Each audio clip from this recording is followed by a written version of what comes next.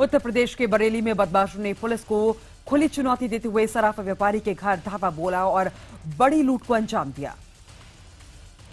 CCTV में कैद हुई ये घटना बरेली के इज्जतनगर की है, जहां हथियारों से लैस 4 बदमाशों ने धावा बोला और सराफा अब्दुल हसन के परिवार को बंधक बना लिया। परिवार को बंधक बनाने के बाद बदमाशों ने करीब 40 लाख रुपए के जेवर और नकदी लूट ली और वहां से फरार हो गए। फिलहाल पुलिस जांच कर रही है। हरियाणा के अंबाला में पुरानी रंजिश के चलते कुछ युवकों ने एक शख्स पर तलवार और डंडों से हमला बोल दिया। जाते जाते बदमाशों ने हवाई फायरिंग भी की। तस्वीरों में आप देख सकते हैं कि किस तरीके से बाइक सवार बदमाश बेखौफ होकर सरेआम हथियार लहरा रहे हैं। बदमाशों की ये सारी करतूत वहां लगे एक सीसीटीवी कैमरे में कैद हो गई। उत्तर प्रदेश के इलाहाबाद में ब्लॉक प्रमुख चुनाव में जमकर बवाल हुआ। 2 प्रत्याशियों के समर्थक आपस में भिड़ गए और एक दूसरे पर जमकर पथराव किया।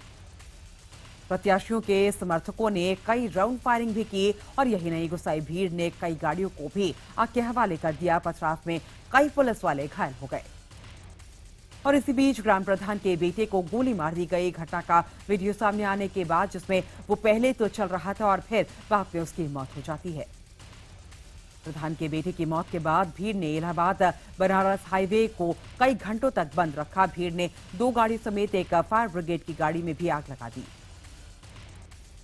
लखनऊ में एक वकील की हत्या के विरोध में वकीलों ने हाई कोर्ट के सामने चक्का जाम कर दिया और इस दौरान वकीलों ने जमकर उत्पात किया और आगजनी की। गुस्साए वकीलों ने मीडिया को भी नहीं बख्शा। हालात बिगड़ता देख पुलिस को बल प्रयोग करना पड़ा। नाका इलाके में एक वकील की हत्या होने के बाद ये बवाल शुरू हुआ। पश्चिम बंगाल के सिलीगुड़ी में हाथियों ने आतंक मचा दिया है। हाथियों का एक झुंड रिहायशी इलाके में घुस गया और 100 से ज्यादा घरों को तहस नहस कर दिया। सियाचिन में मौत को मात देने वाले जाबाज हनुमंत थप्पा अब भी कोमा में हैं। उनकी सेहत में कोई सुधार नहीं हुआ है। हनुमंत थप्पा दिल्ली के आरआर अस्पताल में वेंटिलेटर पर हैं।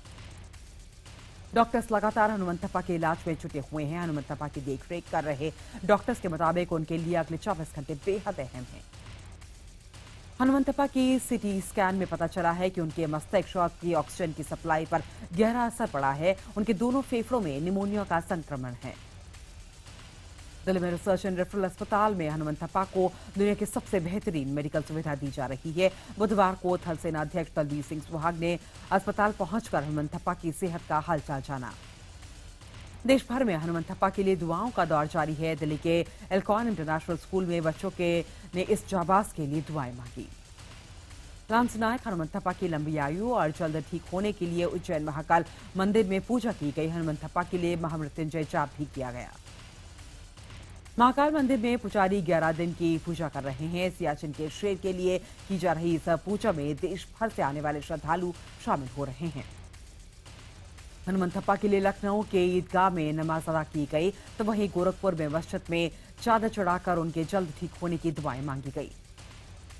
ओडिशा के पुरी में मशहूर सैंड आर्टिस्ट सुदर्शन पटनायक ने अपनी कला के जरिए हनुमंत थप्पा के लिए प्रार्थना की। उन्होंने रेत पर हनुमंत थप्पा की आकृति उकेरी और जल्द ठीक होने की दुआएं मांगी। अहमदाबाद में भी सेना के बहादुर जवान हनुमंत थप्पा के अच्छे स्वास्थ्य के लिए लोगों ने दुआएं की। अहमदाबाद के बापूनगर इलाके में हनुमंत थप्पा के लिए छोटे बड़े सब प्रार्थना करते हुए नजर आए। राजस्थान के जयपुर में प्रसिद्ध लक्ष्मी नारायण मंदिर में जाबाज जवान हनुमंत थप्पा के जल्द स्वस्थ होने की महाआरती की गई। देश के अलग अलग हिस्सों में लोगों ने रामसे नायक हनुमंत थप्पा की सलामती के लिए दुआएं मांगी। पटना, लखनऊ, कोलकाता में लोगों ने पूजा कर वीर सपूत के लिए जल्द स्वस्थ होने की दुआ मांगी। सियाचिन में शहीद हुए सुनील सूर्यवंशी के गांव महास्करवाड़ी में उनके पार्थिव शरीर का इंतजार किया जा रहा है। शुक्रवार को उनका अंतिम संस्कार किया जाएगा। सियाचिन में एवलांच आने के बाद हुए हादसे के बाद सेना अपने जवानों को एवलांच की परिस्थितियों से निपटने के लिए ट्रेनिंग दे रही है। गुलमर्ग में high level altitude welfare school में दी जाने वाली इस ट्रेनिंग के बाद सेना के जवान किसी भी बर्फीली तूफान की स्थिति में निपटने में सक्षम होंगे। सियाचिन दुनिया की सबसे दुर्लभ जगहों में से एक है। ये दुनिया का सबसे ऊंचा युद्ध क्षेत्र भी है। वहां भारतीय सेना के जवान खासी तैयारी और साजो सामान के साथ रहते हैं। गजेंद्र सिंह खुदकुशी मामले में क्राइम ब्रांच ने आम आदमी पार्टी के नेता संजय सिंह को नोटिस भेजा है। उन्हें आज पूछताछ के लिए बुलाया गया है। उधर संजय सिंह ने ट्विटर पर कहा है कि किसान गजेंद्र की खुदकुशी के मामले में लगभग 1 साल बाद मोदी जी की पुलिस ने नोटिस भेजा है। ये शर्मनाक हत्याकांड है। आपको बता दें कि पिछले साल अप्रैल में दिल्ली के जंतर मंतर पर आम आदमी पार्टी की रैली के दौरान राजस्थान के किसान गजेंद्र सिंह ने पेट पर फांसी लगाकर खुदकुशी की थी। गजेंद्र सिंह की मौत हुए करीब 10 महीने हो चुके हैं, लेकिन अब उनके परिवार के सब्र का बांध टूटने लगा है। उनका कहना है कि जांच को लेकर दिल्ली सरकार और दिल्ली पुलिस से भरोसा उठ चुका है। परिवार का आरोप है कि दिल्ली पुलिस और दिल्ली सरकार मौत का सच छिपा रही है। गजेंद्र के परिवार ने सीबीआई जांच की मांगी है। परिवार प्रधानमंत्री को मामले के लिए दखल देने के लिए चिट्ठी भी लिखेगी। दिल्ली में और इवन फॉर्मूले के अगले चरण का ऐलान आज होगा। दिल्ली में परीक्षा खत्म होने के बाद अप्रैल के अंत में या फिर मई की शुरुआत में यह फॉर्मूला फिर से लागू किया जाएगा।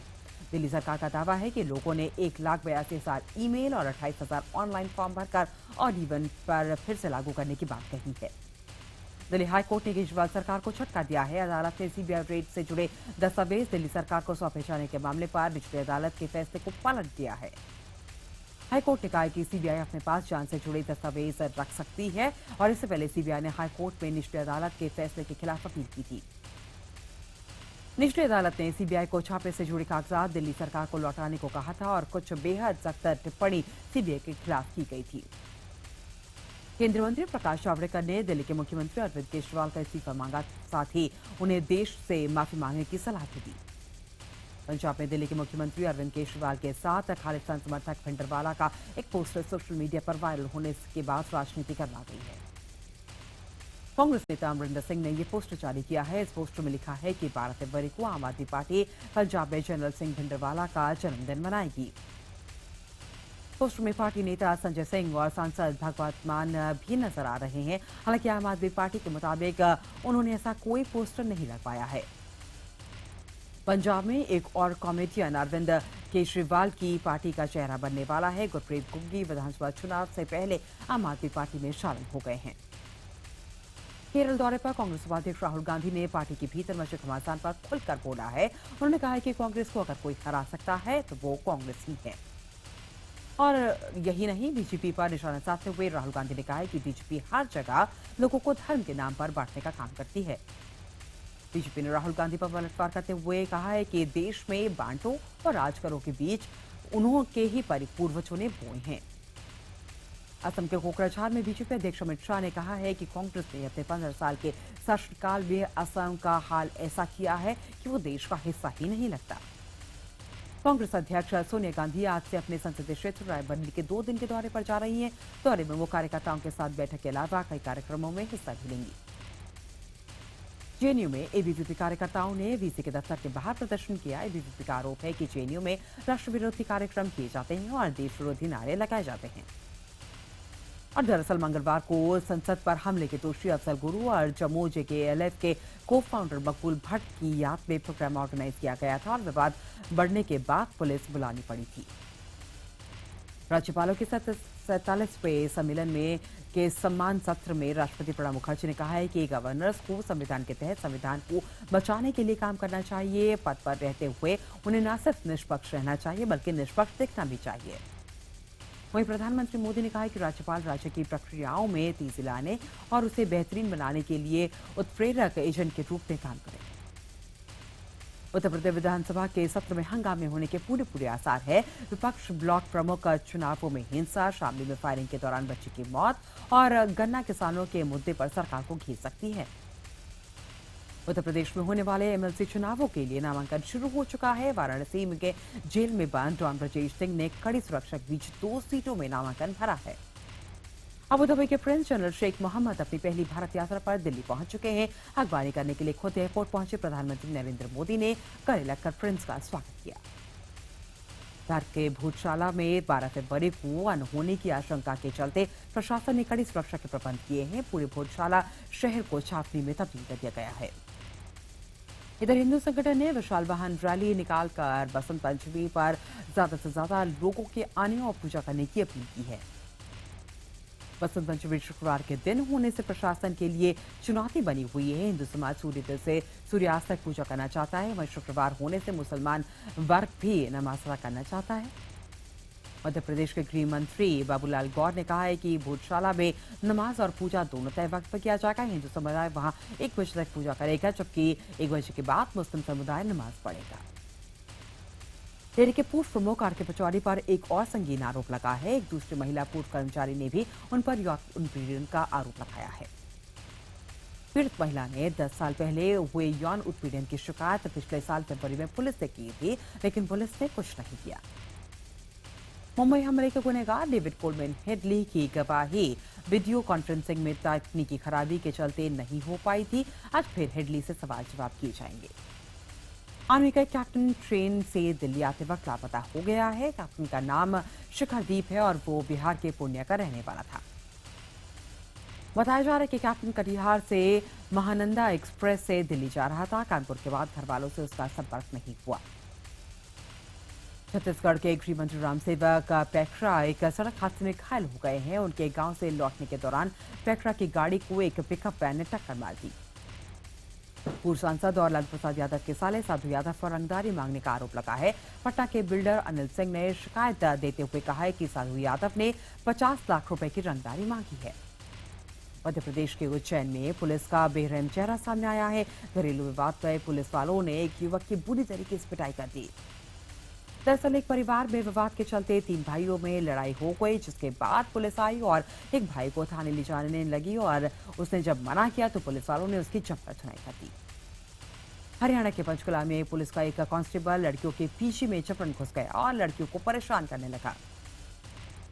पीछे में रहने वाली तीनों लड़कियों ने इस दौरान जवान का वीडियो बनाया और उसके खिलाफ पुलिस ने जाकर शिकायत भी कर दी। आरोपी कांस्टेबल को गिरफ्तार कर लिया गया है। हरियाणा के सोनीपत में फिरौती मांगने वाले 10 पहलवानों को गिरफ्तार कर पुलिस ने शहर में पैदल उन्हें घुमाया। इन लोगों पर गरीब लोगों को ज्यादा ब्याज पर पैसे देने, शहर में शांति भंग करने का आरोप है। गाजियाबाद के इंदिरापुरम में कार सवार कुछ बदमाश एक कपड़े के शोरूम में चोरी करने पहुंचे, लेकिन सीसीटीवी देखकर वहां से फरार हो गए। दरअसल चोरों ने शोरूम के 3 ताले तोड़ दिए थे, पर चौथे ताले को तोड़ने में वो असफल रहे और इस बीच उनकी नजर एक सीसीटीवी कैमरे पर पड़ी, जिसे देखकर वो घबरा गए और वहां से भाग निकले। रांची के सफार इंटरनेशनल स्कूल की महिला टीचर और उसके पति को हत्या के आरोप में गिरफ्तार कर लिया गया है। दोनों पर स्कूल के ही एक छात्र की हत्या का आरोप लगा है। बताया जा रहा है कि छात्र उनकी 11 साल की बेटी से प्यार करता था, जो उन्हें बर्दाश्त नहीं था। विनय महतो नाम के छात्र का शव टीचर्स क्वार्टर्स में बरामद किया गया है।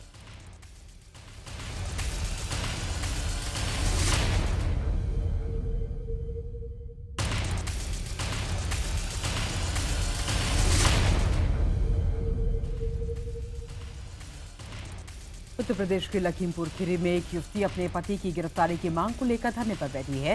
युवती का आरोप है कि उसके पति ने शादी के बिना तलाक दिए दूसरा निकाह कर लिया।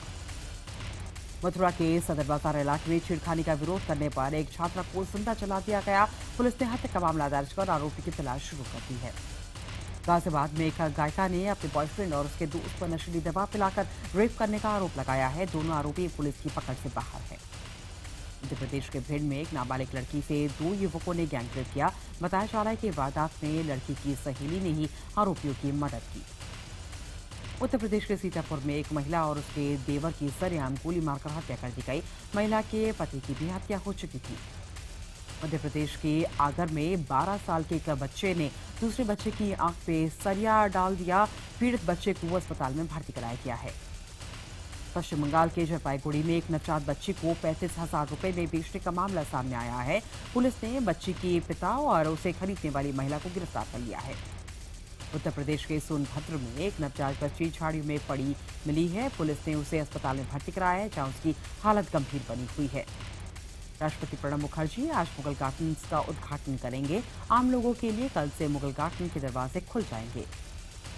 चीन में एक लड़के ने अपनी गर्लफ्रेंड की बुरी तरीके से पिटाई कर दी। गर्लफ्रेंड की गलती बस इतनी थी कि उसने वीडियो गेम खेलते वक्त लड़के का कंप्यूटर बंद कर दिया। रूस ने सीरिया के दरिया प्रांत में 8 फरवरी की रात को जो हमला किया था, उसका वीडियो लीक हो चुका है। वीडियो में साफ नजर आ रहा है कि रूस ने दरिया प्रांत में भीषण बमबारी की थी। तुर्की सीरिया बॉर्डर के पास इस्लामिक स्टेट के आतंकियों और सीरिया, रूस और अन्य देशों की सेना के साथ संघर्ष जारी है। लोगों को दूर से ही गोलियों की आवाजें सुनाई दे रही हैं। अमेरिका के शिकागो में पुलिस से भाग रहे बदमाशों की गाड़ी का संतुलन बिगड़ गया और लोडर से जा वो टकराई। टक्कर में बदमाशों की गाड़ी के परखच्चे उड़ गए। फेसबुक के संस्थापक मार्क ज़करबर्ग ने भारत पर अपने एक डायरेक्टर के कमेंट को लेकर जवाब दिया है। उन्होंने लिखा है कि यह अफसोसजनक कमेंट था। उत्तरी कोरिया के तानाशाह किम जोंग उन ने अपने सैन्य प्रमुख की हत्या करवा दी है।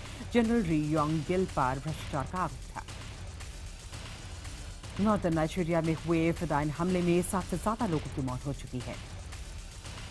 सलमान खान की आने वाली फिल्म सुल्तान में भूमिका निभा रही अनुष्का शर्मा ने ट्विटर पर अपनी ट्रेनिंग करते हुए एक फोटोग्राफ शेयर की है।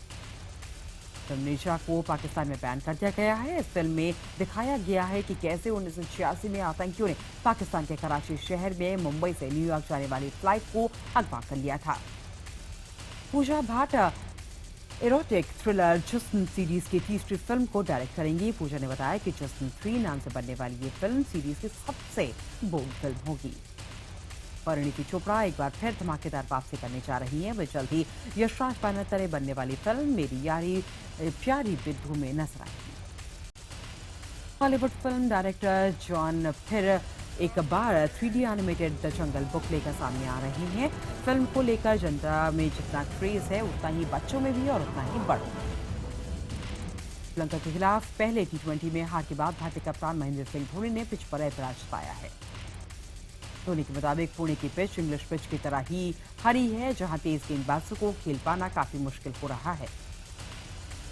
अंडर 19 वर्ल्ड कप में दूसरा सेमीफाइनल आज वेस्टइंडीज और बांग्लादेश के बीच खेला जाएगा। जो भी टीम जीतकर फाइनल में पहुंचेगी उसका मुकाबला टीम इंडिया से होगा। पाकिस्तान क्रिकेट बोर्ड के अध्यक्ष शहरयार खान ने पाकिस्तान सरकार से T20 वर्ल्ड कप में भारत आकर खेलने के लिए मंजूरी मांगी है।